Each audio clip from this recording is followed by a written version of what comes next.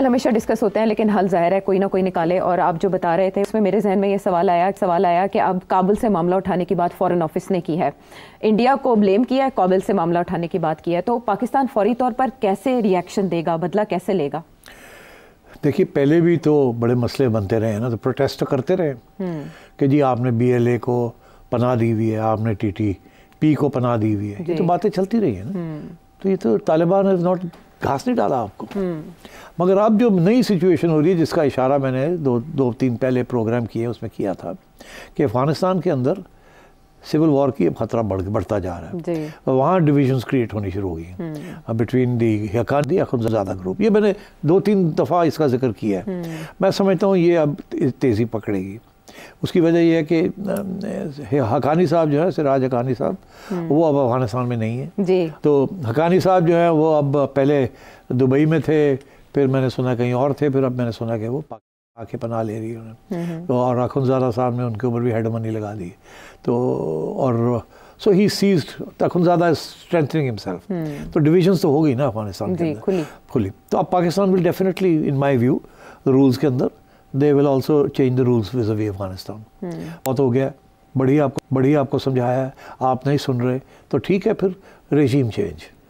अब अफगानिस्तान के अंदर भी Pakistan will support regime change, this is my assessment. और at least it should try to do this, because वो तो हॉस्टाइल रेजीम बैठी हुई है, हेल्प ही नहीं कर रहा है आपकी हेल्प क्या, आपको तो खतरे में डाला, नुकसान पहुंचा रहा है। और मैं समझता हूँ इसके अंदर इंटरनेशनल कम्युनिटी पाकिस्तान का साथ देगी। उसकी वजह यह है कि international community doesn't like Akhundzada, और जिस किस्म की वो रिलीजियस बुनियाद बरसती है, वहाँ वो इंटरनेशनल कम्युनिटी भी नहीं करेगी, पसंद करेगी। दूसरी बात यह है कि वहाँ IS जो है उसको भी पनाह मिली हुई है, और IS जो है वो poses a threat to Russia and to the West and to the United States and to Pakistan and to China and to Central Asia. तो इसलिए ये सारे इकट्ठे हो जाएंगे, and I think Pakistan will use whatever leverage it has with all these countries to target. तो मेरा ख्याल है अब you will see the rules of the game changing.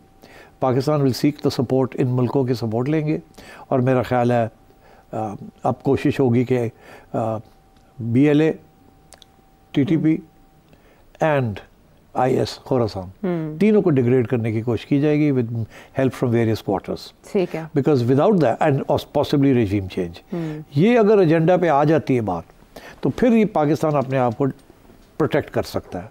Otherwise अगर ऐसे ना हुआ तो यही चीज़ चलती रही तो दिन ब दिन वो they will keep getting stronger and more audacious, और ज़्यादा अटैक्स होंगे।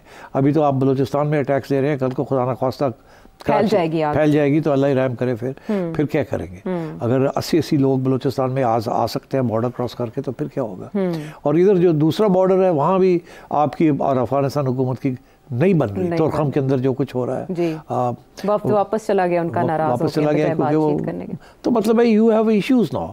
पुराने ज़माने में हमें कहा गया था कि आपका ईस्टर्न बॉर्डर सेफ है, ये बॉर्डर है, वो बॉर्डर तो अपनी गली कोई नहीं, वो तुम्हारी स्ट्रेटेजिक डेप्थ है, वो अब आपकी स्ट्रेटेजिक वीकनेस बन गई है, और ये इधर कुछ मसले खत्म हो गए।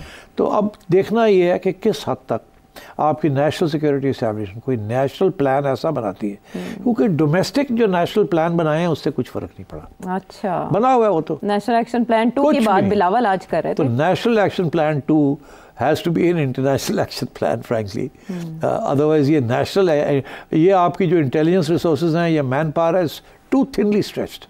जिस दिन इंडिया चाहे आपका बॉर्डर हॉट कर सकता है, and then you can't move your forces away from there, you can't take your attention away from there.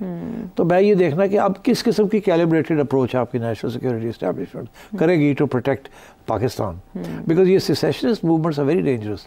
वो भी जो है एक तरफ सेसेशनिस्ट मूवमेंट है, और दूसरी तरफ जो है उधर KP में उधर वो आपकी ज़मीन लेना चाहते हैं, वो अपना तोड़ना चाहते हैं आपको इस तरीके के साथ। इधर तो ये इंडिपेंडेंट होना चाहते हैं।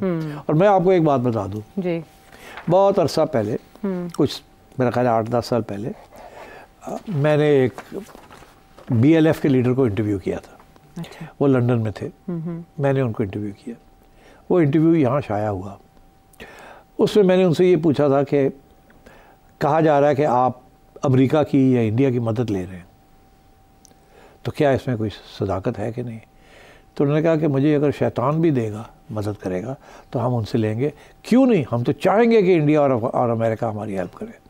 मैं आपसे आज एक पेशन गोई कर रहा हूँ कि बलूचिस्तान में अमेरिका का बहुत बड़ा इंटरेस्ट है फॉर मैनी रीजंस। अच्छा, अब वो एक अलग प्रोग्राम करेंगे। इस वक्त अमेरिका का हाथ जो है आपको नज़र नहीं आ रहा। ओके। मगर इस वक्त आपको इंडिया का हाथ नज़र आ रहा है। Clear. मगर Balochistan is also critical for US Iran relations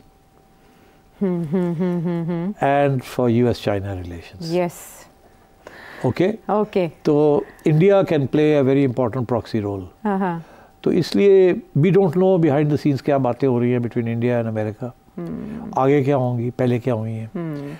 हमारी इस्टेब्लिशमेंट को पता होना चाहिए कि वहाँ क्या हो रहा है। हमें तो नहीं पता, बट इनकी intelligence sources should tell them, their embassies abroad should tell them, their intelligence agents abroad, their sources abroad should tell them what is being planned. तो इसलिए मैं समझता हूँ कि the threat is not so much in KP, the threat is in Balochistan. Border के ऊपर anti Iran groups बैठे हुए हैं। सवाल हम बहुत लोग पूछते हैं कि ये कैसे है कि एंटी ईरान ग्रुप्स पाकिस्तान और ईरान के बॉर्डर पे बैठे हुए हैं, हम क्यों नहीं उनको फारग करते? बिकॉज वो हमारे तल्लुकात ईरान के साथ ख़राब कर रहे हैं।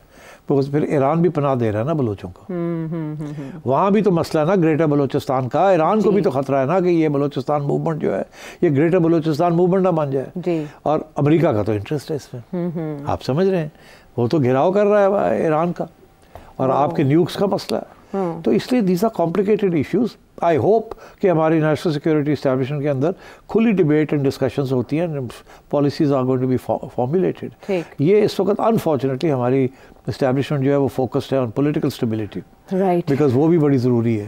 Without political stability and economic regrouping review और ग्रोथ तो मईशत ही नहीं होगी, और पॉलिटिकल स्टेबिलिटी नहीं होगी तो आप क्या नेशनल सिक्योरिटी करेंगे? So it's a very complicated national security question, where you have the economy, you have the political instability or political deadlocks, and then you have unfortunately foreign intervention now. ठीक है। अच्छा, इन सारी list में जो Indian media है, BLA है या TTP है, इसकी लिस्ट में अब की बार इजाफा पाकिस्तान तहरीक इंसाफ का हुआ। जब हुकूमती रहनुमाओं ने तनकीद का निशाना PTI को बनाया, वो ऐसा था कि हमारे जो चैनल्स थे वो तो मुहतात रिपोर्टिंग कर रहे थे, लेकिन सोशल मीडिया के ऊपर अंबार लग गया इस वाक़े को लेकर 2 दिन तक। यही बात है कि DG ISPR ने भी जो इंटरव्यूज़ दिए या बीपस दिए डिफरेंट चैनल्स को, उन्होंने कहा सम स्पेसिफिक पोलिटिकल एलिमेंट्स। तो रूल्स ऑफ द गेम क्या पाकिस्तान तहरीक इंसाफ के लिए भी चेंज होंगे? हो सकता है, बट क्या चेंज होंगे आप मुझे बताएं। अब जैसे पॉलिटिकल एंगेजमेंट की बात हो रही है, आपने कहा कि पॉलिटिकल स्टेबिलिटी ज़रूरी है, APC बुलाने की बात हो रही है, ऑल पार्टीज कॉन्फ्रेंस, और शिबली फराज कह रहे हैं पैरोल पे इमरान खान साहब को रिहा करें बलूचिस्तान के मसले हल करने के लिए। महमूद अचकजई साहब और अख्तर मेंगल साहब मिलना चाह रहे हैं जाके इमरान खान से बलूचिस्तान के मसले के हल के लिए। बलूचिस्तान का मसला जो है वो अब ऑनेस्टली सियासत से बाहर निकल गया।